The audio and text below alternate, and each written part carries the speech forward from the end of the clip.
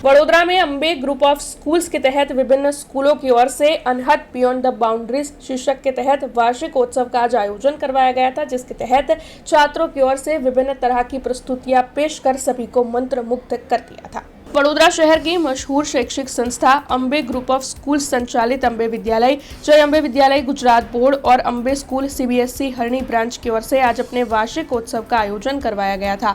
अनहद beyond the boundaries शीर्षक के तहत वार्षिकोत्सव का आयोजन हुआ था।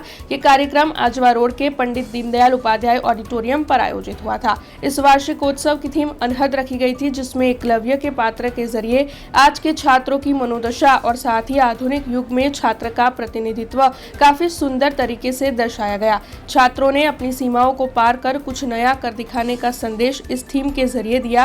तब आपको बता दें कि ये पूरा कार्यक्रम 2 सत्र में आयोजित हुआ। इस कार्यक्रम में अतिथि विशेष के तौर पर महाराजा सयाजीराव यूनिवर्सिटी के वाइस चांसलर भालचंद्र बनागे विशेष तौर पर मौजूद रहे।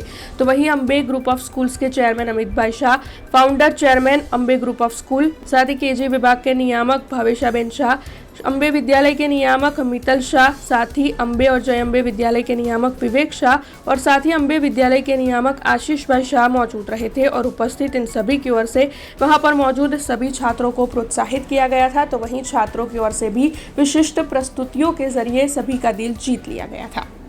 આજે 28 નવેમ્બરના રોજ અંબે અને જય અંબે વિદ્યાલય અને અંબે સ્કૂલ હરણી CBSE યુનિટ બંને શાળાઓ મળીને એન્યુઅલ કોન્સર્ટ રાખવામાં આવ્યો છે, જેની થીમ છે અનહદ અને જેમાં 910થી વધારે બાળકોએ પાર્ટિસિપેટ કર્યું છે। આ જે થીમ લેવામાં આવી છે અનહદ, એ જે આપણે પુરાતત્વ કાળનું જે એકલવ્ય હતો અને અત્યારના જે બાળકો છે એ બંનેને સંગ્રહિત કરીને એકલવ્યની થીમ રાખવામાં આવી છે અનહદ, that is beyond the boundaries, એટલે આપણી જે સીમાઓ છે એને પેલે પાર। તો એ સીમાઓને અચીવ કરવા માટે એકલવ્યએ પણ પ્રયત્નો કર્યા હતા, જેની પાસે ગુરુ નહોતા।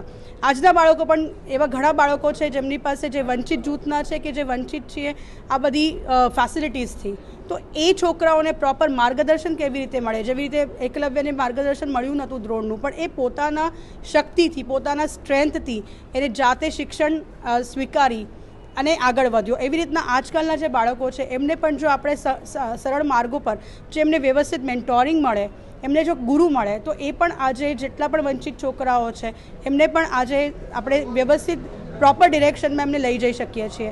આ અમારી થીમ છે।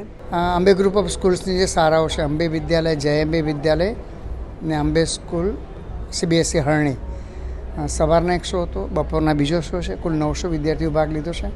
સવારનો જે શો હતો એની અંદર વડોદરાના મહારાજા સયાજીરાવ યુનિવર્સિટીના વાઇસ ચાન્સેલર શ્રી બાલચંદ્ર ભાનગેજી જ આવ્યા હતા। અત્યારે બીજો શો ચાલી રહ્યો છે।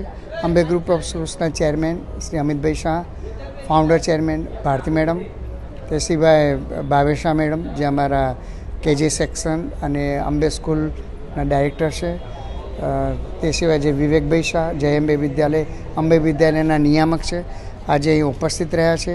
કાર્યક્રમની અંદર સારી એવી સંખ્યાની અંદર વાલી અને વિદ્યાર્થીઓ પણ આવ્યા છે। આજની જે થીમ છે એકલવ્ય, એનો મુખ્ય ઉદ્દેશ્ય એ છે કે એકલવ્ય એક એવો વિદ્યાર્થી હતો કે જેમને કોઈ સંસાધનો ન મળ્યા, તો ત્યારથી અત્યાર સુધીની એક યાત્રા આ કાર્યક્રમ દ્વારા વિદ્યાર્થીઓ बताવી રહ્યા છે।